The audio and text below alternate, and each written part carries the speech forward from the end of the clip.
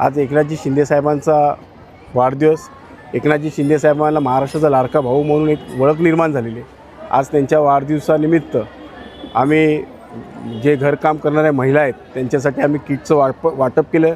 त्यामध्ये धान्य, तेल इत्यादी घरामध्ये जे धान्य जेवण शिजवण्याचं सामान आहे ते सगळं आम्ही त्यांना देऊ केलेलं आहे.